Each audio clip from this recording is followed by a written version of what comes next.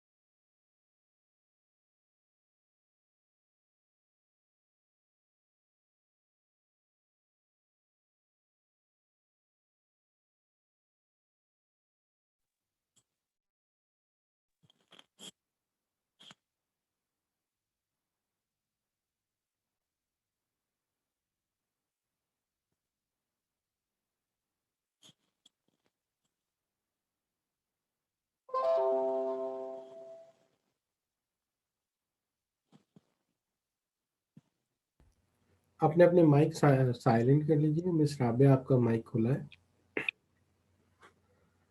अस्सलाम वालेकुम। रब्बी इश्रह ली सदरी वयस्सिर ली अमरी वहलुल उक़दतम मिन लिसानी यफ़क़हू क़ौली। स्टार्ट करते हैं आज का काम। सबसे पहला काम तो आज ये है कि मैं आप लोगों के साथ एक चूँकि आप जानते हैं मैं ज़रा टायर्ड हूँ बुखार की वजह से, तो मैं आपके साथ पहले एक वीडियो शेयर करूँगा और आप उसको गौर से सुनेंगे, और फिर उसके बाद ये है कि अगर उसके बाद मैं ऑनलाइन हूँ, आपसे जो आप सवाल चलते रहेंगे, आपने गौर से सुनना है उसको। अगर इन केस उसकी आवाज़ में कोई मसला आए तो ये वीडियो बाद में मैं आपके साथ शेयर भी कर दूंगा, या आप ओरिजिनल कंडीशन में भी सुन सकेंगे। तो आपने गौर से सुनना है, ज़रा आवाज़ पे कंप्रोमाइज़ करेंगे आप लोग।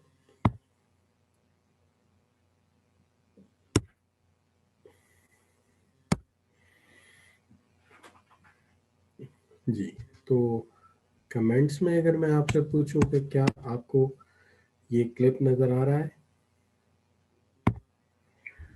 तो शुरू करें जी। देखते हैं। तबीयत तो बस यार कुछ अप डाउन सी हैं, कुछ कह लीजिए कि कभी सही लगती है, कभी बहुत खराब लगती है। जी, आवाज़ आपको सुनाई दे रहा है ये सब?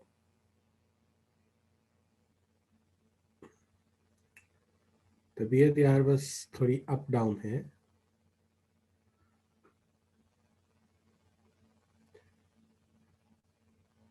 तो ये आप सुनिए पहले, फिर मैं आपसे बात। कभी बुखार चढ़ जाता है, कभी उतर जाता है, बस अप एंड डाउन।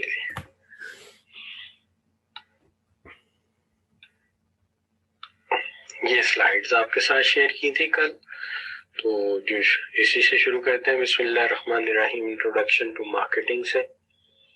देखिए, बात ये है कि कल हम ये बात कर रहे थे कि हमें पहले मार्केटिंग कॉन्सेप्ट समझेंगे, फिर हम चलेंगे पेस्टल को समझने, और थोड़ा सा इस पे भी बात करनी है। डिफरेंट मार्केटिंग अप्रोचेस भी इसके अंदर शामिल है, ये भी हमने पढ़नी है, मार्केटिंग अप्रोचेस।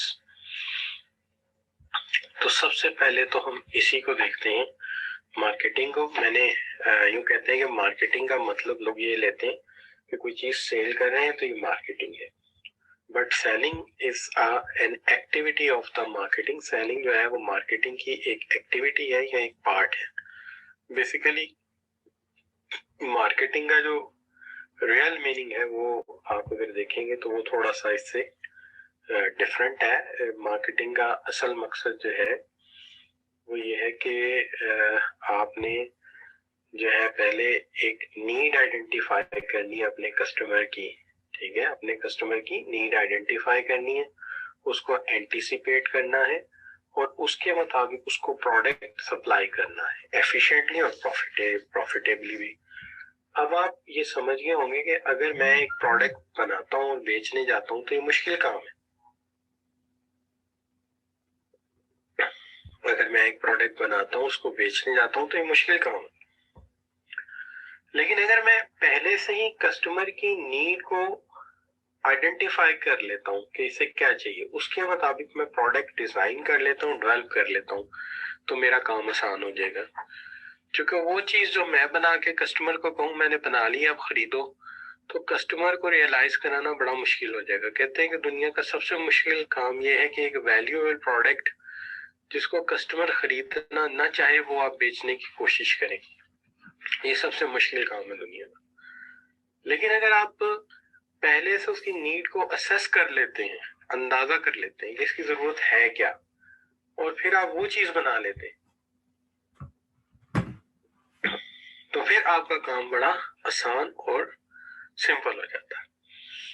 तो लिहाजा असल चीज ये है कि we should assess the need of the customer, कि इसकी नीड क्या है। तो नीड आइडेंटिफाई हो गई तो आधे से ज्यादा काम हो गया आपका। लेकिन सवाल ये है कि नीड असेस होगी कैसे। नीड असेस करने के लिए हमें रिसर्च करनी पड़ेगी।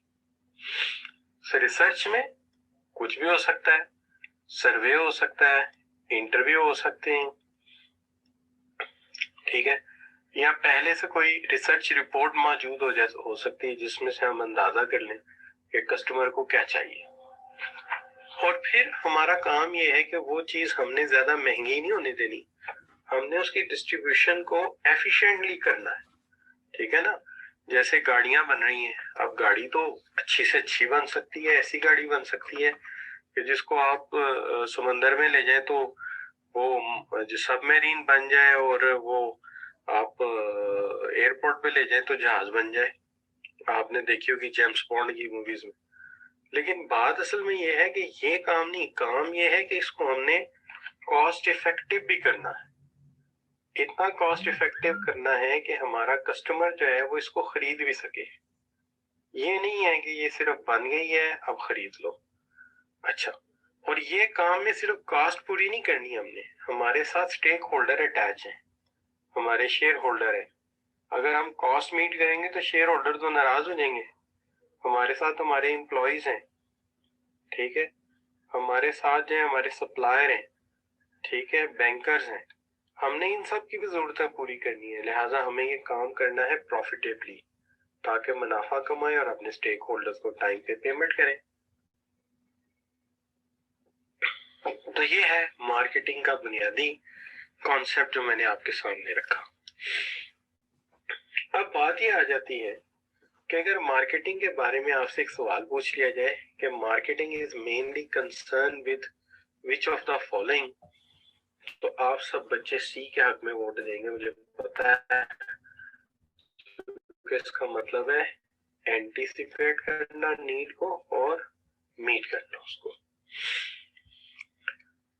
तो देखिए इसके बाद आ जाता है एक इम्पॉर्टेंट कॉन्सेप्ट जिसको कहते हैं मार्केटिंग मिक्स। मार्केटिंग मिक्स का सारा कॉन्सेप्ट कभी भी किसी बीएससी स्टूडेंट से भी पूछते हैं ना मार्केटिंग, वो भी गलत बता रहा होता है। एक्चुअली इसका मॉडर्न कॉन्सेप्ट जो है वो 7 C's का है, और जो इसका एंशिएंट व्यू है, पुराना व्यू है, वो 4 P's का है। असल में इसकी वजह क्या है? इसकी वजह ये है कि हम अगर पुराने तौर पर देखते हैं दौर में मार्केटिंग डेवलप हुई है, कोई ये भी कोई 9, उस दौर में इंसान जो है वो अपने पैसे का 75% जो है वो गुड्स पर खर्च करता था, और 25% से भी कम जो है वो सर्विसेज पर। इसलिए वो जमाना 4 P's का था, क्योंकि 4 P's का ताल्लुक प्रोडक्ट के साथ है। लेकिन आज का जो दौर है, आज के दौर में जो है आप ये कह सकते हैं कि आज के दौर में इसके उलट है। आज के दौर में सिर्फ 25 से 35% पैसा हम खर्च करते हैं गुड्स पे, बाकी सारा सर्विसेज पे खर्च कर देते हैं। वो क्यों? इंटरनेट सर्विसेज हैं, एजुकेशन सर्विसेज हैं, हॉस्पिटल सर्विसेज हैं, होटलिंग सर्विसेज हैं, टूरिज्म सर्विसेज हैं, केबल नेटवर्क सर्विसेज है। तो आज सर्विसेज पे ज्यादा खर्च करते हैं। इसलिए आजकल ये जो 3 P's हैं इनकी बड़ी अहमियत है जो सर्विसेज के लिए। तो ये 3 P's जो हैं ये सर्विसेज के लिए हैं, और ये जो 4 P's हैं ये प्रोडक्ट्स के लिए, चीजों के लिए। ठीक हो गई जी बात?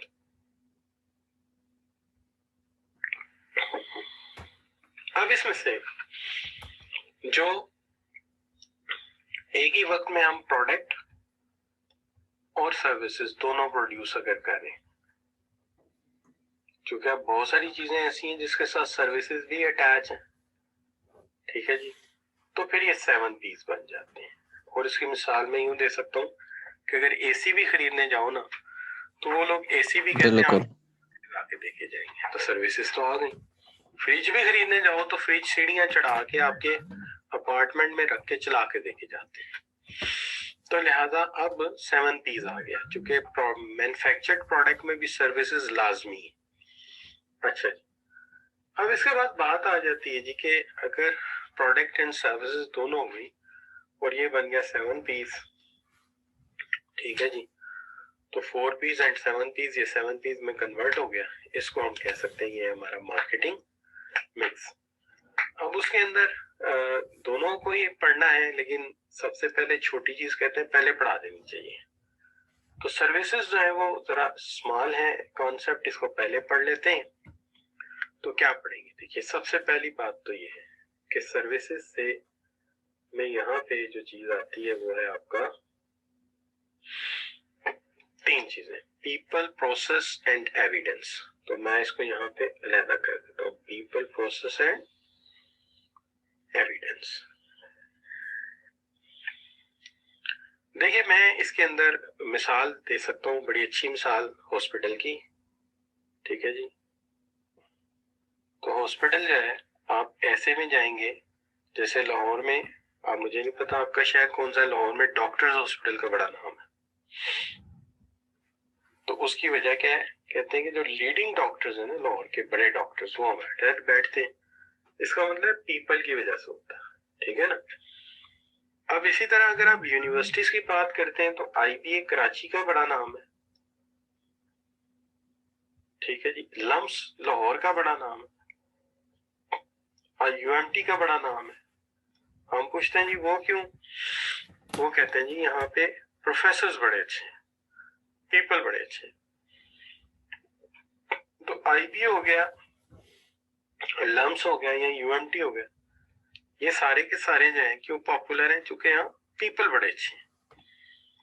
इसी तरह मैं मिसाल दे रहा था कि हॉस्पिटल में डॉक्टर्स के लिए, क्या आप कहते जी हमारे बाबा जी बीमार है, इनका इलाज कराना है, तो आप कहेंगे जी हमने ऐसे हॉस्पिटल जाना है जहाँ बेस्ट डॉक्टर्स हो, स्टाफ अच्छा हो, नर्सें बड़ी अच्छी हो, बड़े सॉफ्ट हैंड से इंजेक्शन लगाती हो, बदतमीजी ना करती हो, ठीक है। अच्छा, फिर प्रोसेस अच्छा हो। फिर प्रोसेस क्या अच्छा है, प्रोसेस है कि जनाब एक नंबर डाल दिया आईडी कार्ड, तो बाबा जी का सारा रिकॉर्ड आ गया कि बाबा जी का 25 साल की उम्र में अपेंडिक्स का ऑपरेशन हुआ था। फिर बाबा जी का जो है वो 40 साल की उम्र में बाबा जी का जो है वो साइनस का ऑपरेशन हुआ था, साइनस का प्रॉब्लम हुआ था। इससे पहले तो पूरी हिस्ट्री निकला और उसके बाद वो कहें जी बाबा जी आपके नहीं मारे हैं, आप जाए, आप सिर्फ फीस भरें, दवाइयां हम खुद लेंगे, बात हम खुद देंगे और जब फिट हो जाएंगे आपके घर भेज देंगे। ये है प्रोसेस, ठीक है जी। यूनिवर्सिटी हम जाते हो, कहते हैं जी आपने किताब कोई नहीं लेनी, आप जब आएंगे ना क्लास में, नोटबुक वहां पड़ी होगी, हैंड आउट डेली बना पड़ा होगा, टीचर हैंड आउट बना के लाएगा, वहीं पढ़ेंगे, वहीं पे बात खत्म। आप कहेंगे वाह जी वाह क्या बात है, निजाम बड़ा है।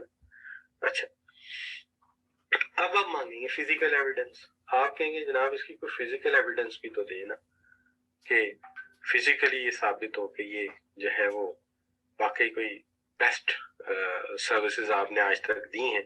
तो उसके लिए वो टेस्टिमोनियल्स, ऐसे लोग जो सामने आके कहें कि हाँ जनाब इन्होंने जो है हमें इलाज किया और बड़ा फर्क पड़ा। तो वो कहते हैं कि अच्छा जी आपके गली के साथ वाले घर में एक बाबा जी आए थे, उनकी उम्र 75 साल थी, आप जाके पूछ लें हमने इलाज किया था। आप जाते जाते वो कहते 75 साल, ओए होए। आप देखते हैं बाबा जी क्रिकेट ग्राउंड में क्या कर रहे हैं, बाबा जी क्रिकेट ग्राउंड में फास्ट बॉलिंग करा रहे हैं, हाँ जी, स्पीड जा रही है 140 पे, तो 140 की स्पीड पे गेंद करा रहे हैं बाबा जी। आप कहते हैं हाँ यार ये है, हमारे भी बाबा जी ऐसे हो रहे हैं कि सेंट्रल फॉरवर्ड खेले हॉकी की टीम में। तो आप कहेंगे हाँ यार ये टेस्टिमोनियल हो गया, ये बात पक्की है, ये वाकई अच्छा हॉस्पिटल है, यहाँ दाखिल करा दो। तो ये है बच्चों जो इसको कहते हैं पीपल, प्रोसेस, फिजिकल एविडेंस। अब ये है सबसे इंपॉर्टेंट बात। अब जहां तक ताल्लुक है, अगर आप कहेंगे इस सारी चीज को ओवरऑल, तो ये आपका एक साइड मुकम्मल हो जाती है जिसे आप कहते हैं सर्विसेज का वाला area, people, process, physical evidence. अब चलते हैं प्रोडक्ट की तरफ। प्रोडक्ट, लेकिन अगर प्रोडक्ट एंड सर्विसेज दोनों है तो आप याद रखिएगा दोनों जमा हो जाएंगे और कॉन्सेप्ट बन जाएगा 7 पीस का। अब यहाँ पे आपके साथ बात अगर की जाए कि जी बात ये है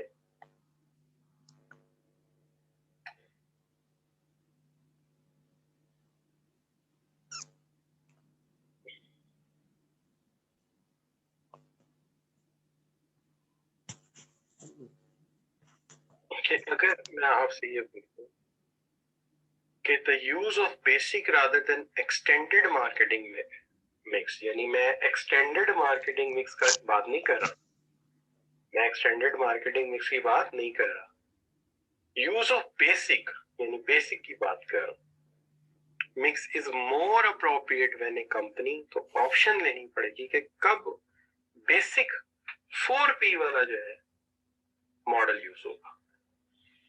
तो 4P वाला मॉडल कब यूज होगा जी? शाबाश।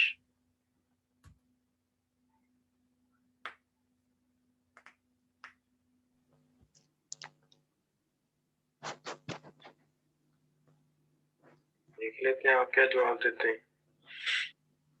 हमजा ए जवाब नहीं बनता मेरे ख्याल में। सर छोड़ सोच। सर क्वेश्चन रीड कर रहे, दोबारा ले आओ।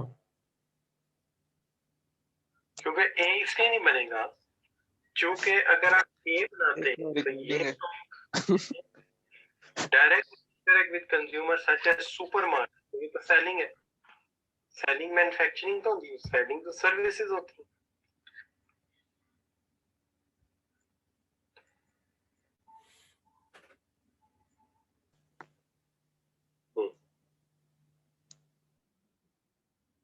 सेलिंग तो सर्विसेज होती है। तो फिर क्या ऑप्शन लेना चाहिए मुझे? शाबाश, बी ऑप्शन लेना चाहिए। ये बिल्कुल ठीक कह रहे हैं, ऑप्शन बी सही है। देखिए, स्पेशलाइजेज इन मैन्युफैक्चरिंग, जब मैन्युफैक्चरिंग करेंगे तो तब प्रोडक्ट आएगा ना, प्रोडक्ट आएगा तो 4P आएगा। ठीक हो गई बात?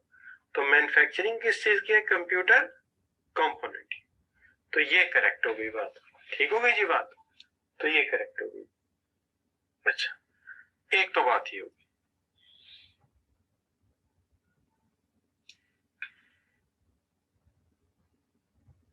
अब इसमें एक सवाल और है, which of the following is not part of marketing mix? तो मार्केटिंग मिक्स का पार्ट नहीं है, वो कौन सा है?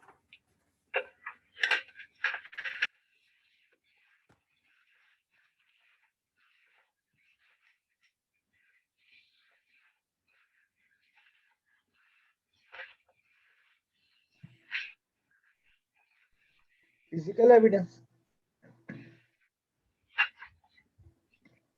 फिजिकल एविडेंस सर, सुन रहे हो सर? तो मार्केटिंग मिक्स का पार्ट आप पीछे कह रहे हैं कि सर हमारे नजदीक जो है ना यार, एक मेरे काबू हसन सर सुन ही नहीं रहा। कहाँ चले जाते हैं कमेंट एंड राइट्स की, तो बिल्कुल समझ ही नहीं आता। फिजिकल एविडेंस नहीं सर? जी बिल्कुल।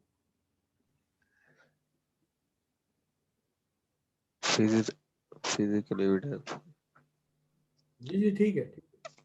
अच्छा, तो इसमें कौन सही सा है sir, thank you sir. Marketing mix का हिस्सा नहीं है? भाई जवाब नहीं आ रहा कोई। जी डी बिल्कुल सही कहा आपने, हिना सही कह रही है, कोमल सही कह रही है कि डी बिल्कुल सही है। मैं अभी आपको बताता हूँ। देखिए, पब्लिक रिलेशन इसमें कहाँ है? कहीं भी नहीं है। पीपल है, प्रमोशन है, फिजिकल एविडेंस है, कहाँ है? पब्लिक रिलेशन तो कोई भी नहीं है। लेकिन सर पीपल है, प्रोसेस है, फिजिकल प्राइस है, प्लेस है, प्रमोशन है। तो पब्लिक रिलेशन नहीं है, साहब चुप हो लिहाजा जाओ। आपका अंदाजा पब्लिक रिलेशन यहाँ नहीं लगता। नहीं, ठीक हो गया, गुड हो गया जी। अब चलते हैं जी, मैं कहूँ कि मैंने सर्विसेज वाला काम डन कर दिया है, यानी मैंने पीपल, प्रोसेस और फिजिकल एविडेंस ये मैंने आपको पढ़ा दिया है। अगर आप ये मानते हैं कि आपको ये समझ आ गई है तो फिर आपके कमेंट्स बॉक्स में एक जी आ जाएगा, जिससे मुझे अंदाजा हो जाएगा कि ये बात आपको समझ आ गई है। अच्छा जी, तो ये जो जी है ये बड़ा हेल्पफुल होता है, पता लग जाता है कि बच्चे सुन भी रहे हैं कि नहीं। ठीक है, सादिया बेटी तबीयत काफी बेहतर है, बस अभी स्टीम ली है आपका लेक्चर शुरू करने से पहले, और वो जरा जल्दी में ली है तो उससे सांस फूल गए। अच्छा जी एहसान, बड़ा इस बेटा सिंपल सी बात है कि पीपल, जब सर्विसेज की बात आती है तो सबसे पहले देखते हैं कि यहाँ के लोग कैसे हैं। अगर यूनिवर्सिटी है तो प्रोफेसर कैसे हैं, और यहाँ पे प्रोसेस कैसे चल रहा है, यानी काम करने का तरीका कार क्या है। और दूसरी बात यह है कि फिजिकल एविडेंस की बात करते हैं कि कोई ऐसे लोग हों जो टेस्टिमोनियल का काम करें, कि वो बताएं कि हाँ जी इनसे हमने सर्विसेज ली थी और बड़ी अच्छी सर्विसेज हमें मिली। ये तीन बातें, तो अगर ये डन हो गया तो आगे चलते हुए लगता है कि जो एहसान है ना, ये लेट आया क्लास में, है ना। अच्छा चलिए, सही हो गई बात। अच्छा बच्चों, अब बात ये है कि अगर ये बात समझ आ गई है तो अब हमें चलना चाहिए प्रोडक्ट की तरफ। प्रोडक्ट में हमने 4 पीस पढ़ने हैं। एक हमने पढ़ना है प्रोडक्ट, एक हमने पढ़ना है प्राइस, और एक हमने पढ़ना है प्लेस, और एक हमने पढ़ना है प्रमोशन। ये हमने FOM में भी पढ़े थे। सबसे पहले तो प्रोडक्ट की बात करते हैं। हर प्रोडक्ट को ना एक डेफिनेशन की जरूरत होती है, इसलिए कि जब हमने प्रोडक्ट ऑफर करना है तो सारी बात है हमें प्रोडक्ट ऑफर करते वक्त लाजमन उसकी एक डेफिनेशन देनी पड़ेगी, ताकि हम जब प्रोडक्ट बनाएं तो प्रोडक्ट जो है वो उस वक्त हमें ख्याल रहे।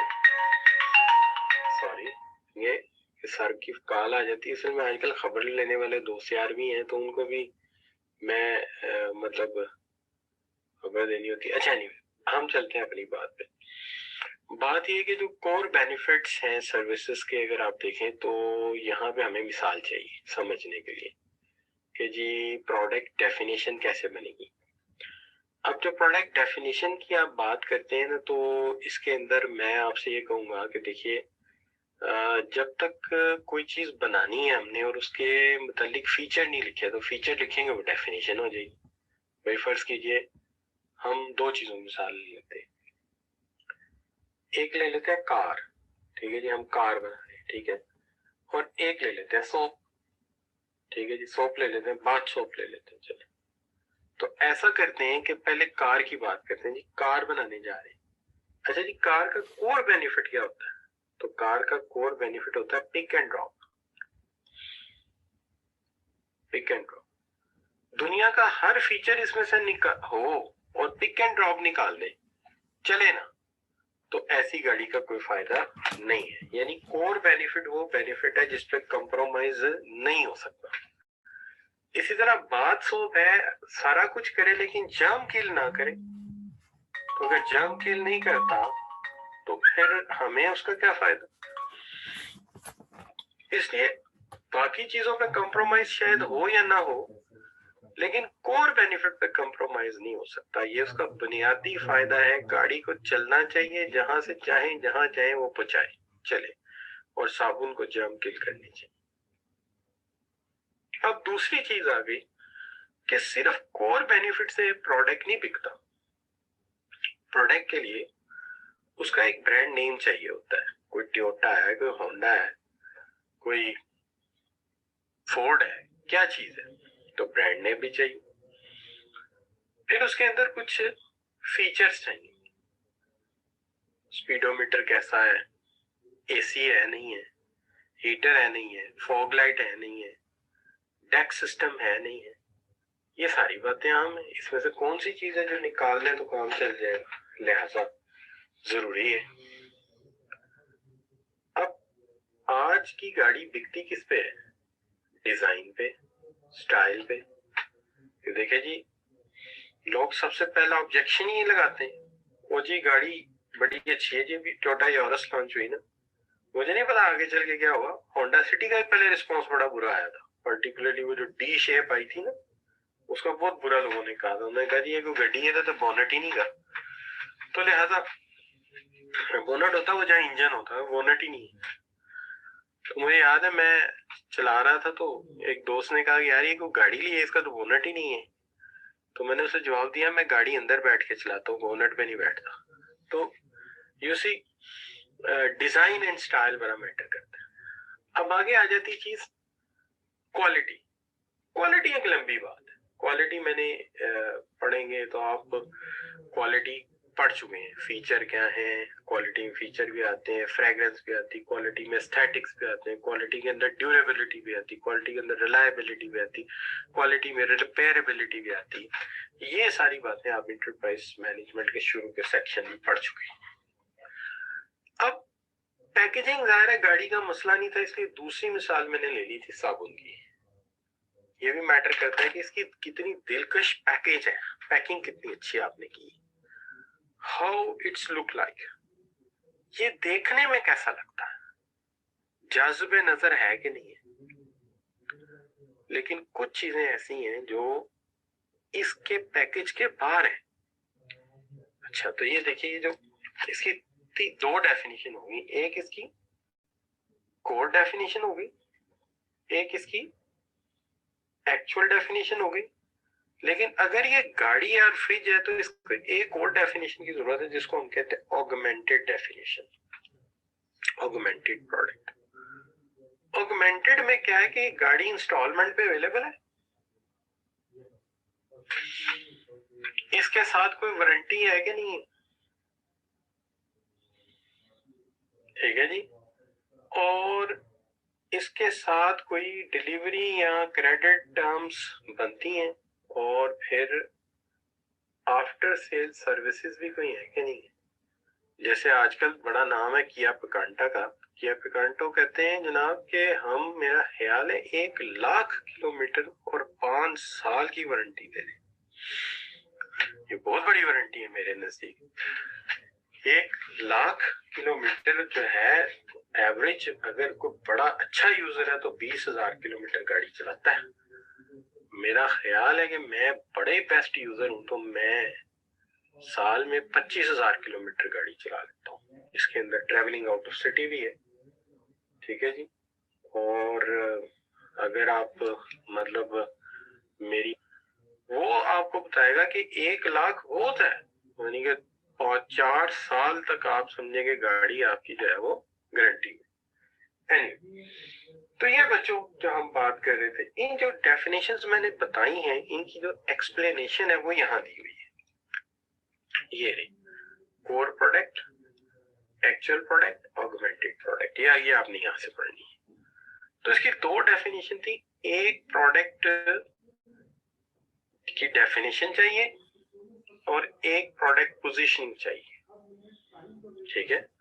अच्छा, प्रोडक्ट की जो डेफिनेशन है वो मुझे लगता है कि आपको समझ आ गई है कि कोर बेनिफिट क्या है, फिर उसके फीचर्स क्या है, उसके अंदर स्टाइल क्या है, उसका ब्रांड क्या है, और फिर क्या उसके साथ कोई गारंटी वारंटी भी है, कोई इंस्टॉलमेंट भी है कि नहीं है।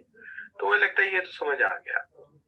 तो प्रोडक्ट पोजीशन 3 चीजों पर थी, जैसे कोर प्रोडक्ट, एक्चुअल प्रोडक्ट और ऑगमेंटेड। लेकिन प्रोडक्ट पोजीशन का मतलब ये है कि आप कंपेटिटर के प्रोडक्ट के मुकाबले में अपने प्रोडक्ट को किस पोजीशन पर रखते हैं। जैसे कि अगर उसके पास बड़ी गाड़ियां भी हैं, उसके पास बोलान डब्बा भी है, तो क्या आप इसको बोलान डब्बे का मुकाबला कराएंगे? तो आप कहेंगे नहीं सर, ये भी नहीं हो सकता, ये भी नहीं हो सकता।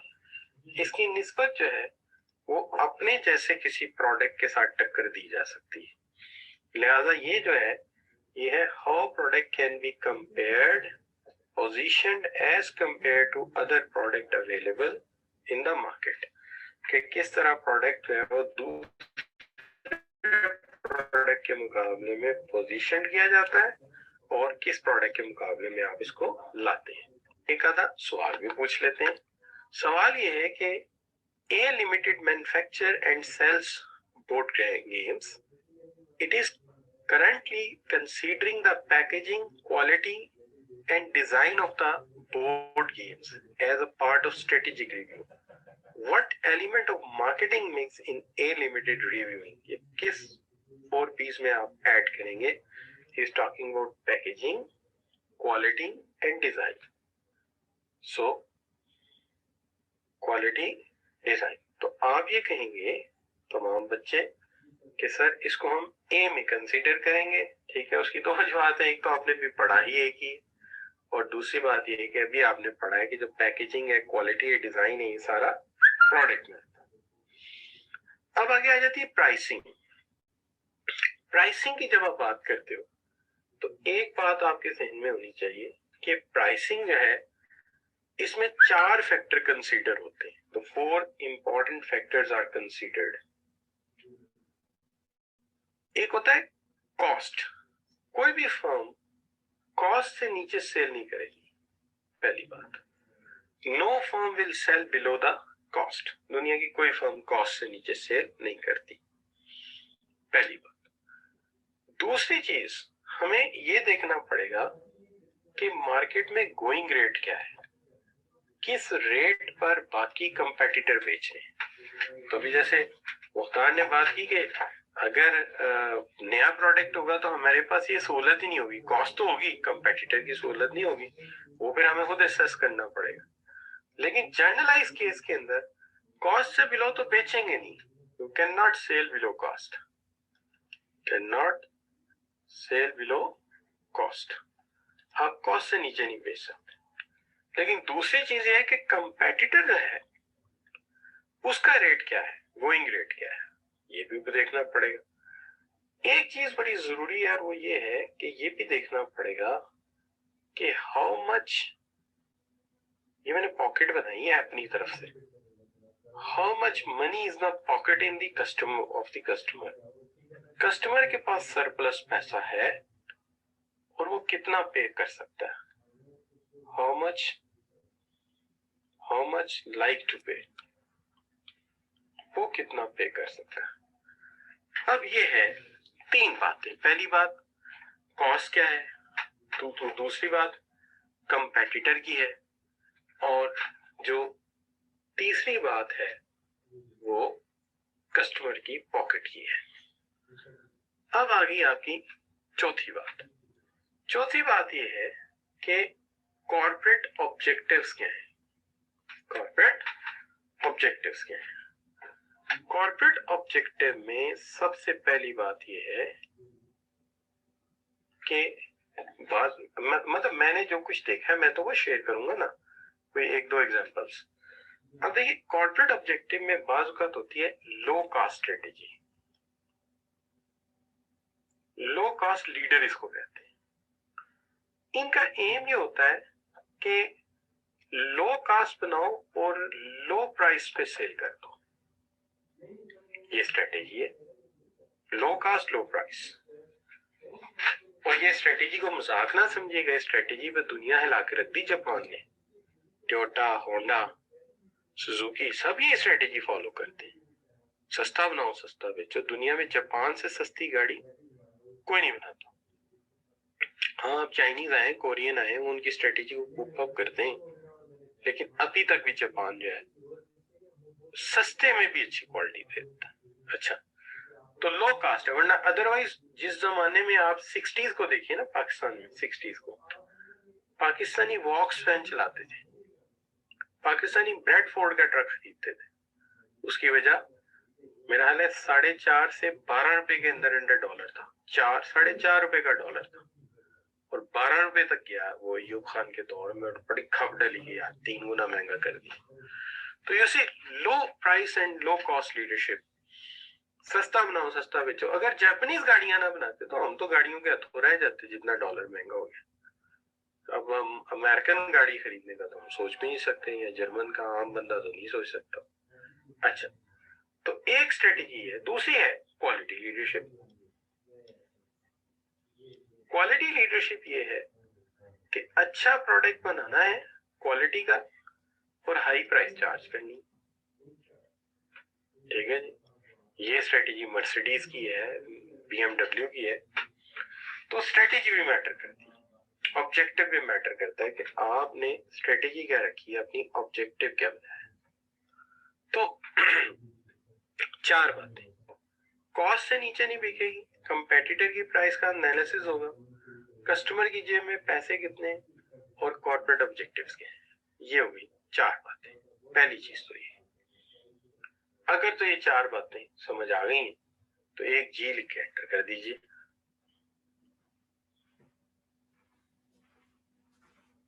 ठीक होगी बात। तो ये 4 फैक्टर हम कंसीडर करेंगे, ठीक होगी बात। अच्छा अब जो है हम अगर कहें कि जी जो है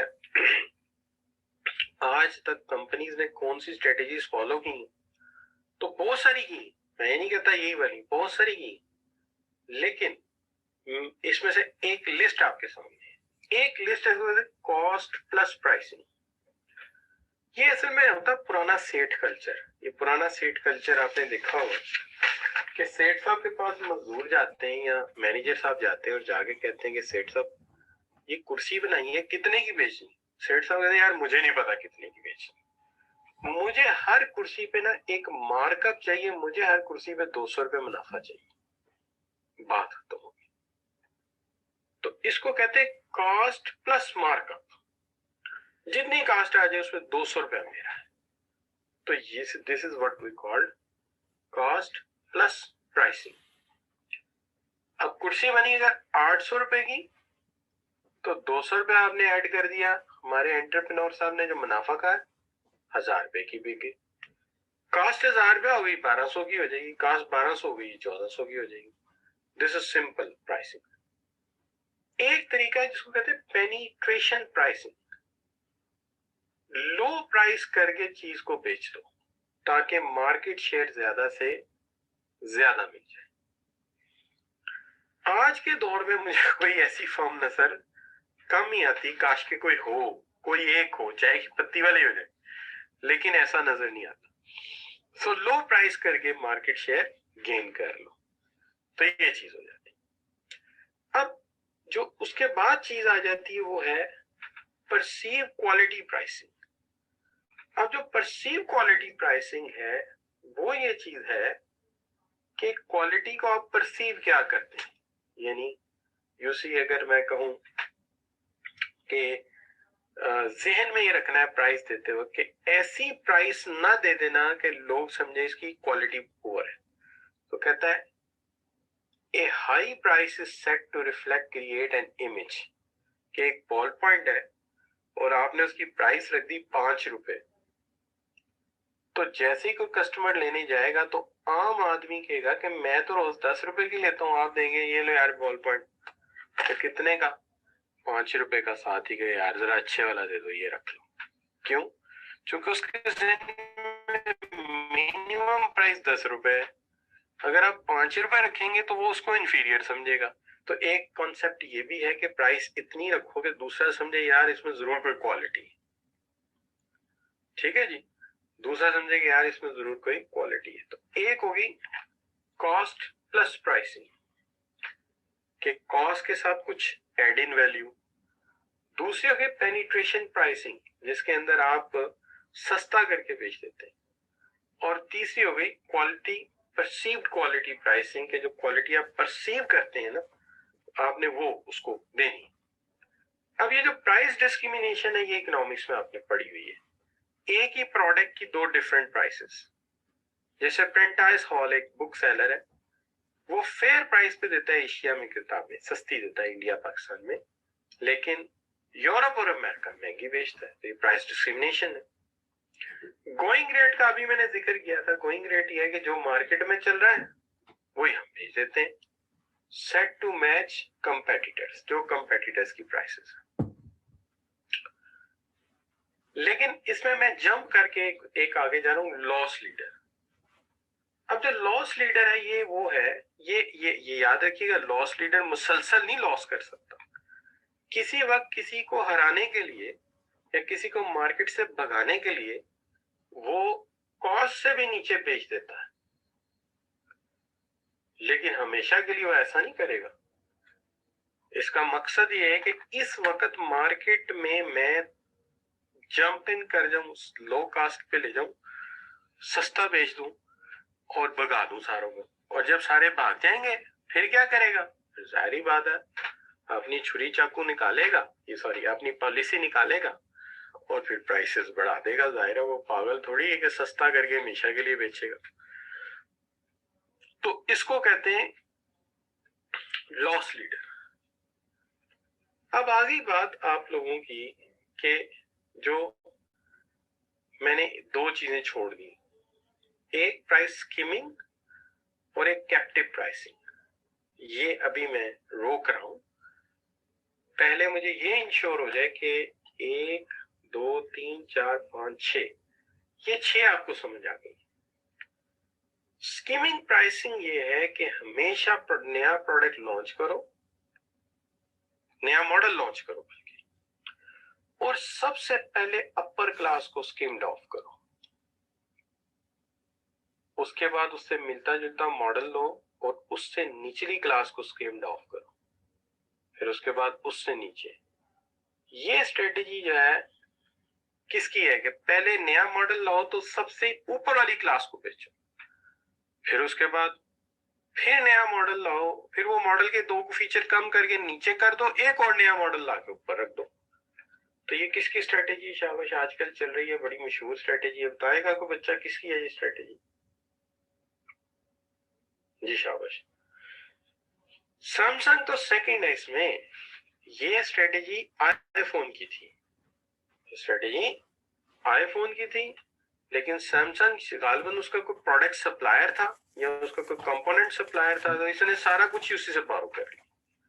तो ये बड़ा अच्छा तरीका है। अच्छा, लेकिन इसमें एक वहम भी बच्चों को हो जाता है। मैं लास्ट टाइम पढ़ा रहा था तो एक बच्चे ने जवाब में कुछ यूं लिखा जिससे मुझे अंदाजा हुआ, वो ये समझ रहा है मैं सेकंड हैंड की बात कर रहा हूँ कि पहले महंगा होता है फिर दूसरे के हाथ बिकता है तो सस्ता हो जाता है तीसरे। मैं सेकंड हैंड की बात नहीं कर रहा, मैं नए मोबाइल की बात कर रहा हूँ कि जो लीड मॉडल है वो महंगा, फिर थोड़े से फीचर कम करके जो 6 माह पहले आया था वो थोड़ा सस्ता, और जो साल पहले आया था उसमें एक फीचर और कम किया वो उससे सस्ता।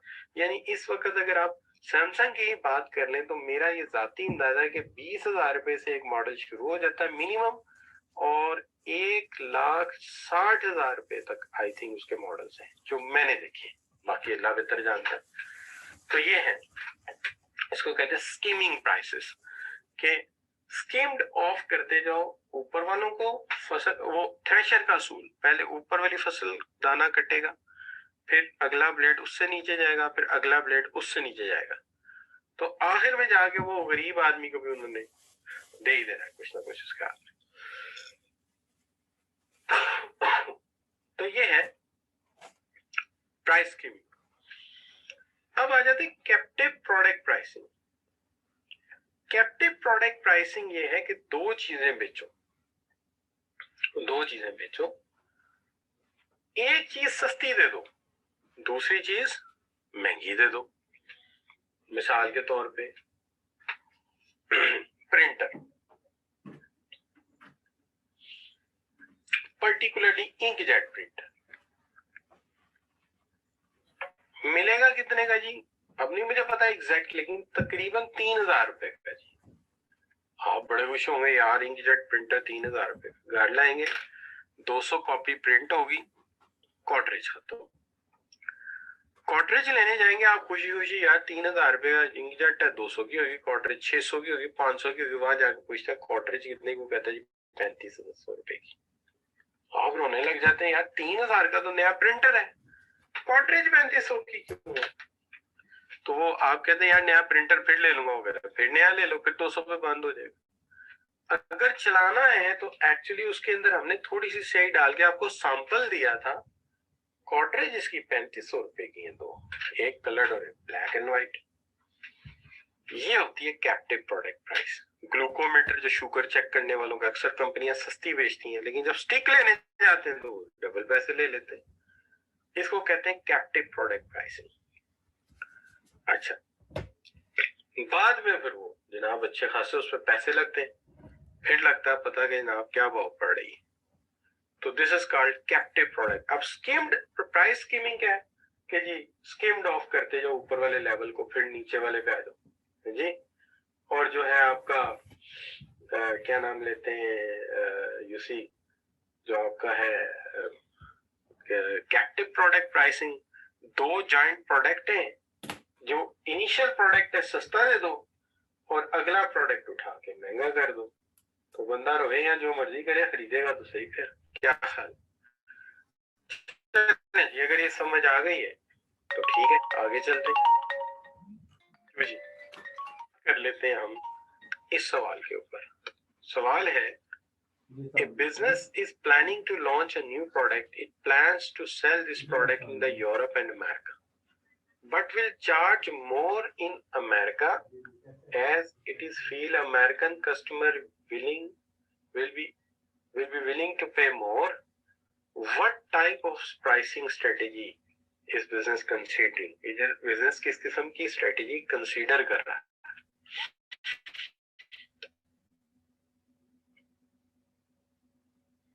जी शाबाश, बिल्कुल सही हो गया। हिना भी सही कह रही, सलमान भी सही कह रहे हैं।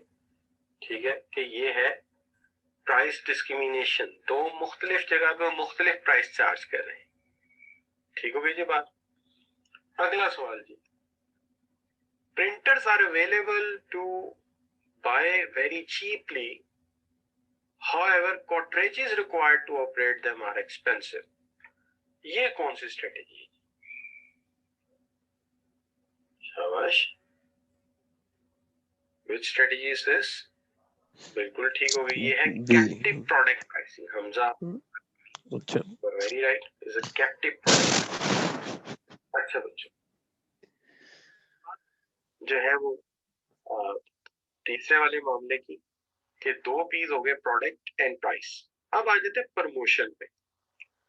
सवाल ये है प्रमोशन क्या है। देखिए, इंसान बुनियादी तौर पे ना थोड़ा सुस्त वाक़या हुआ। एक बात होती है, पता लगती है, फिर वो जनाब उस पर तवज्जो देता है, फिर वो तो इंसान सुस्त है। लिहाजा आम तौर पे होता ये है कि आप फर्ज कीजिए एक बंदा गांव से आया है और बैकवर्ड गांव से आया है, अभी नया नया आया है शहर में, तो पहले उसे अवेयरनेस होती है एक दिन इश्तहार देख के कि ड्यूट्रेंट नामी कोई चीज है, अगर ये प्रोडक्ट इस्तेमाल किया जाए तो इंसान से स्मेल नहीं आती। ठीक है, वो लोग भी टेक्निक्स इस्तेमाल करते हैं, लेकिन शहर की टेक्निक्स डिफरेंट। अवेयरनेस होती, फिर आहिस्ता आहिस्ता उसका इंटरेस्ट जागेगा, फिर डिजायर होगी, फिर जेब से पैसे निकालेगा, एक्शन करेगा और खरीद लेगा। लेकिन इस सारे काम को अगर तेज करना है तो इसके लिए एक एडवर्टीजमेंट बना लेते हैं। एडवर्टीजमेंट से अवेयरनेस जल्दी जागेगी, अगर अट्रैक्टिव एडवर्टीजमेंट है तो इंटरेस्ट भी लाइव करेगी, डिजायर भी लाइव करेगी और एक्शन हो जाएगा। इस सारे काम को हम कहते हैं प्रमोशनल इशू, और इसको हम देखते हैं एडा में। तो एडा का मतलब यह है कि हम किसी चीज को प्रमोट कर रहे हैं, और प्रमोट कर रहे हैं इस सेंस में कि पहले अवेयरनेस पैदा हो, फिर बंदा उस चीज के बारे में जानने की कोशिश करेगा और फिर नेचुरली उसको खरीद लेगा। This is what we call the AIDA. अब रही बात जहां तक एडवर्टाइजिंग की, तो एडवर्टाइजिंग में आप बच्चों को पहले तो ये पता लग गया कि प्रमोशन करते क्यों है, क्योंकि इंसान सोचता रहता है अच्छा ये चीज है, अच्छा करूंगा, फिर कभी इंटरेस्ट लाइव हुआ, अच्छा फिर देखेंगे, वो देखते देखते साल गुजर जाते हैं। लेकिन हम एडवर्टीजमेंट इसलिए बना देते हैं ताकि जो है हम इन द एंड जो है वो जल्दी नतीजे तक पहुंचे, इसलिए हम सेलिंग के लिए जल्दी रिजल्ट हासिल करें। तो इस एडवर्टीजमेंट जो है उसके तीन मीडियाज है, जैसे टीवी है या इंटरनेट है, तो ये इलेक्ट्रॉनिक मीडिया है, और ये जो न्यूज़पेपर है इसको हम प्रिंट मीडिया कहते हैं, और ये जो बिल बोर्ड है इनको हम आउटडोर मीडिया कहते हैं। हम तीनों यूज करते हैं आमतौर।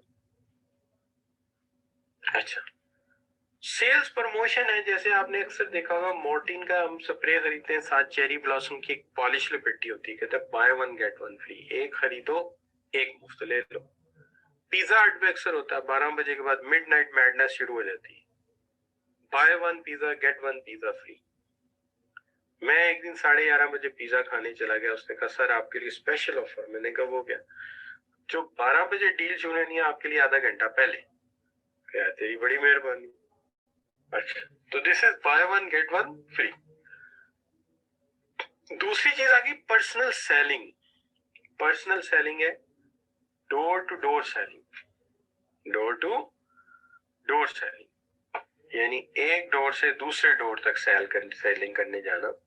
कि अक्सर आपने देखा होगा, आप अपने घर में बैठे हुए डीएचए में आराम से, बेल बजती है, मैंने अक्सर देखा है तो बता रहा हूं, तो दरवाजे पे 2-4 सेल्स लड़कियां लड़के, सेल्समैन या सेल्स रिप्रेजेंटेटिव कह लीजिए, आप पूछते हैं जी क्या काम है, वो कहते हैं जी आपका वॉशरूम किधर है, आप कहते हैं जी इधर है, वो भी भागे भागे वॉशरूम जाते हैं, आप भी भागे भागे वॉशरूम जाते हैं।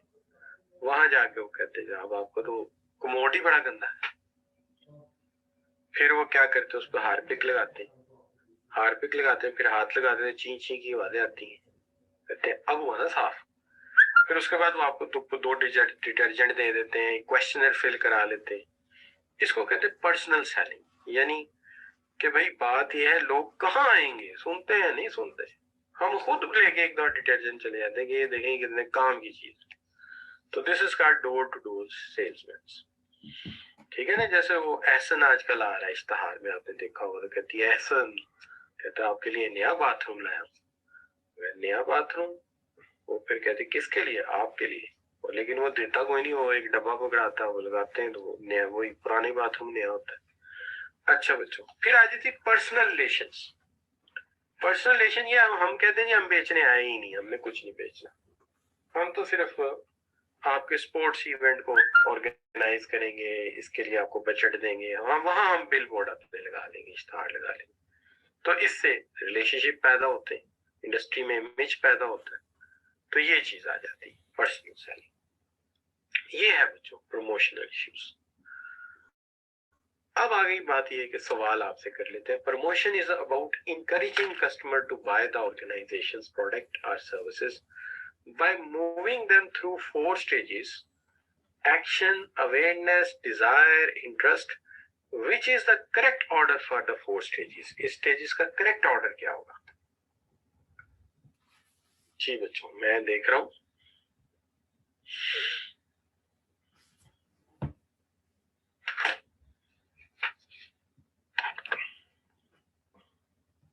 जी शाबाश। तो अक्सर बच्चों ने जो है मुझे कहा है कि सर ए ऑप्शन करेक्ट है, बिल्कुल सही है, ए करेक्ट है कि सबसे पहले अवेयरनेस होगी, उसके बाद इंटरेस्ट होगा, फिर डिजायर होगा, फिर एक्शन होगा। तो A option is correct option. अच्छा बच्चों, अब आ जाते हैं डिस्ट्रीब्यूशन की तरफ। प्लेस, ये चौथा भी है, ये हो गया तो काम मुकम्मल हो जाएगा। और वैसे हकीकत बात है कि भाई हिम्मत भी यही है कि इतना भी करा लो। अच्छा, अब बात सिर्फ इतनी सी है कि जी 2 तरह की सेलिंग है, एक है डायरेक्ट सेलिंग और एक है इनडायरेक्ट सेलिंग।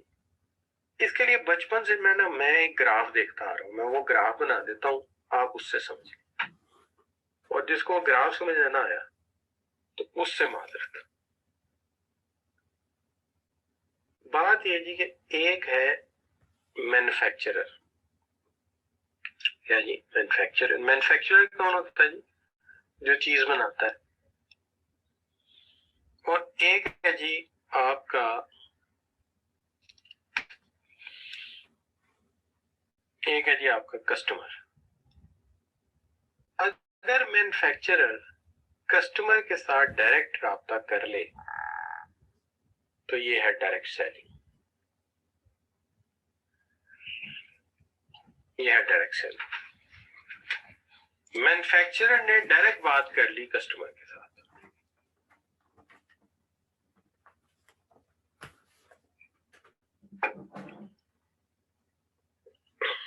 अगर मैन्युफैक्चरर ने बीच में डाल दिया डिस्ट्रीब्यूटर को,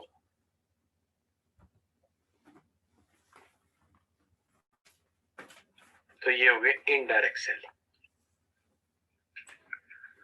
अगर इसके बीच में उसने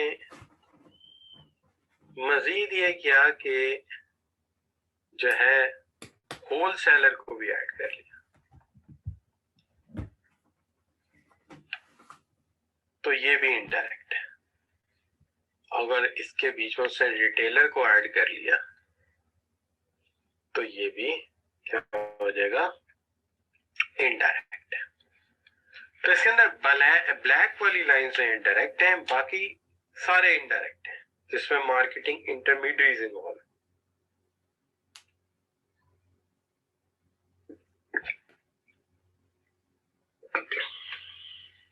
जिसमें मार्केटिंग इंटरमीडिएट्स इन्वॉल्व है।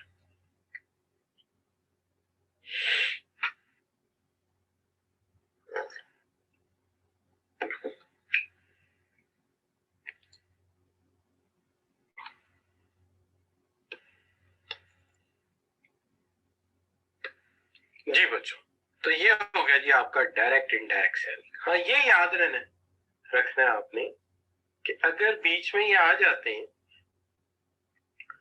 बीच में ये आ जाते हैं तो कोई मसला नहीं है। मसला ये है कि ऐसी सूरत में आप इसे कहेंगे ये जो सारे के सारे बीच वाले हैं ये हैं मार्केटिंग इंटरमीडियरीज। Marketing intermediaries.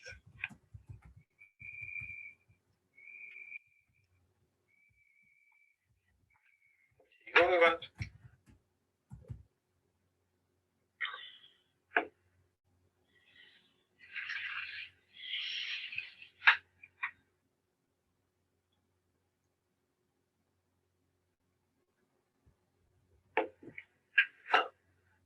जो डीवीडी को वो अवेलेबल कर रहा है, तो वो डीवीडी को जो अवेलेबल कर रहा है, तो अवेलेबिलिटी का ताल्लुक जो होता है वो प्लेस के साथ होता है। तो यहाँ पे आज का लेक्चर हम वाइंड अप कर देते हैं और आप सब बच्चों से पूछते हैं कि आपको लेक्चर कैसा लगा और कितना समझ आया।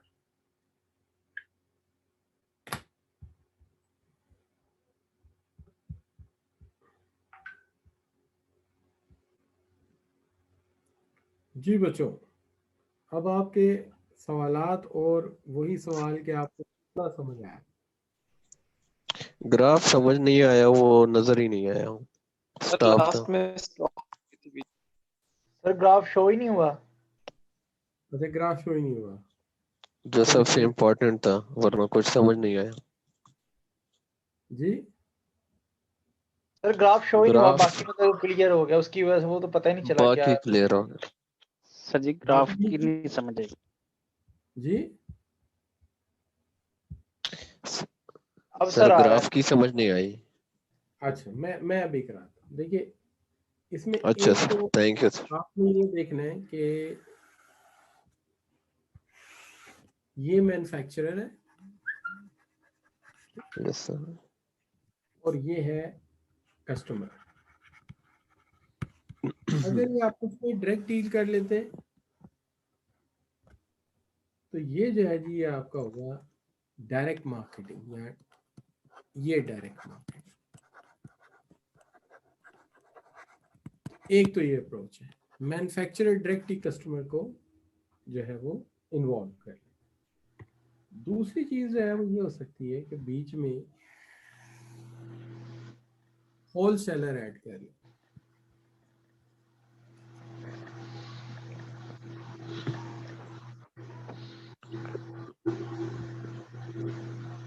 अगर होलसेलर ऐड हो जाता है, माइक बंद कर लीजिए सारे, तो ये जो है ये इनडायरेक्ट मार्केटिंग, क्योंकि दरमियान में एक होलसेलर। वैसे आम तौर पे पहले डिस्ट्रीब्यूटर आता है, गाड़ियों के मामले में अक्सर पहले डिस्ट्रीब्यूटर आता है।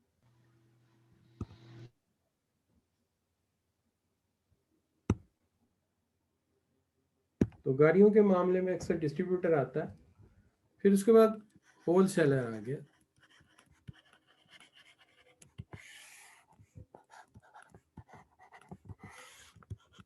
और रिटेलर आ गया। अब ऐसा भी हो सकता है कि जो है जी, होलसेलर ही अकेला डिस्ट्रीब्यूटर ही काम कर ले। किसी मार्केट में होलसेलर की जरूरत पड़ती है, किसी में होलसेलर के साथ रिटेलर की जरूरत पड़ती है। तो ये सारे जो है कहलाएंगे मार्केटिंग इंटरमीडिएट्स। ठीक हो गई जी बात? तो ये है इनडायरेक्ट मार्केटिंग और ये है डायरेक्ट मार्केटिंग। इसका हमने प्लेस में एडजस्ट किया है कि प्रोडक्ट अवेलेबल कैसे होगा। जी बच्चों, अब क्लियर है? सर अब क्लियर है। अगर आप 3 माइक ऑन करेंगे, नहीं पहले ऐसा करें कि एक एक करके करें, जैसे मतलूब अहमद कर लें पहले। नहीं सर, मैंने कहा ये क्लियर हो गया सर अब। जी ठीक है। अच्छा, और अब इसके बाद एमन शहजाद बात करना चाह रही हैं मेरे ख्याल में। एमन शहजाद बात यस करना सर, चाह रही क्लियर है। क्लियर है, ठीक हो गया। तो ये असल में मैंने थोड़ा सा शॉर्टकट भी लगाया फ्रैंकली स्पीकिंग, चूँकि मैं 2 लेक्चर्स मुसलसल बोलता हूँ, तो लास्ट एक लेक्चर पढ़ा रहा था, उसमें तबीयत ख़राब हुई, बीच में रह गया। तो अब मैंने ये किया कि एक लेक्चर सेम टॉपिक पे डिलीवर कर दिया, वो मैंने रिकॉर्ड करके दूसरे में मैंने मदद ले ली उससे। और क्वेश्चन आंसर बीच में रोक देंगे जहाँ ज़रूरत पड़ेगी आपको। तो इससे ये है कि मेरा जो है बीमारी के दरमियान काम चल जाएगा। और ये जो वीडियो है ये मैं आपको दे देता हूँ अभी, ये इसको मैं यूट्यूब पे अपलोड सर करके डायरेक्ट आपको मार्केटिंग की एग्जांपल। डायरेक्ट मार्केटिंग एग्जांपल, आजकल जितनी ऑनलाइन मार्केटिंग हो रही है मोस्टली डायरेक्ट हो रही है। मैन्युफैक्चरर ने अपनी वेबसाइट बनाई हुई है, कस्टमर डायरेक्ट रब्ता करता है और चीज़ खरीद लेता है। तो this is the direct marketing example. Distribution वाली तो गाड़ियों की मार्केट है, गाड़ी टोयोटा वाले डायरेक्ट नहीं देते, डिस्ट्रीब्यूटर से लेते हैं आप। और मैक्रो और मेट्रो होलसेलर है। ठीक। और जो आप सिगरेट वगैरह खरीदते हैं, चाय की पत्ती रिटेलर से लेते हैं आप, तो उसके अंदर ये तीनों इन्वॉल्व होते हैं, डिस्ट्रीब्यूटर, होलसेलर और रिटेलर। ठीक हो गया बच्चों? Okay sir. सर एक बात पूछनी थी। जी जी सर आपके जो ऑनलाइन लेक्चर्स पढ़े हुए हैं जी जी। सर, वो हाँ, मतलब कि शुरू वाले हैं जो उसके बाद एंड वाले जो हैं वो मतलब कि प्ले नहीं होते, स्टार्ट ही नहीं होते।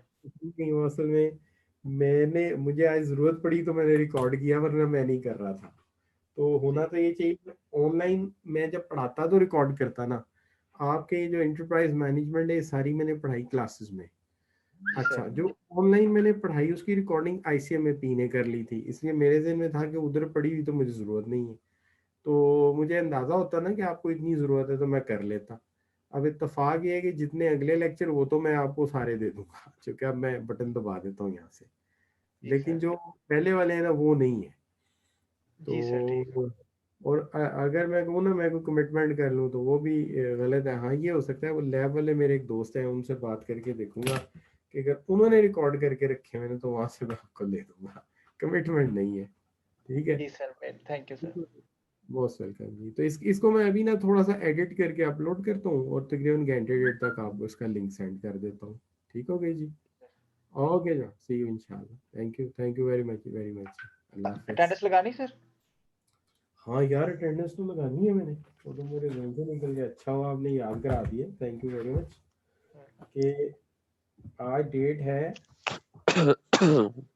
8। 8।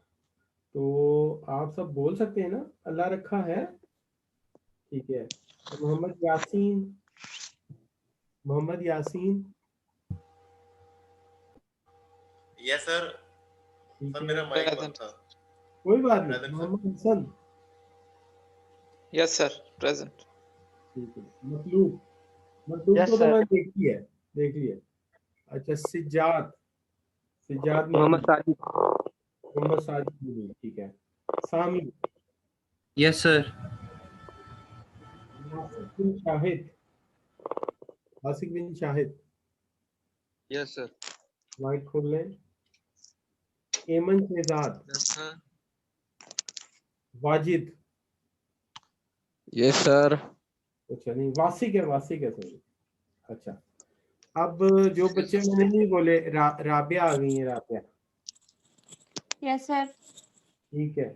और कोई बच्चा जिसको नाम सर मैंने मेरी हो नाम? गई है यासीन। यासीन हो गई आपकी? जी ओके सर। ठीक है, डन हो गए सारे बच्चे। मैं 11 बच्चे। ठीक है, ओके जी, अल्लाह हाफिज। अल्लाह हाफिज। अल्लाह हाफिज।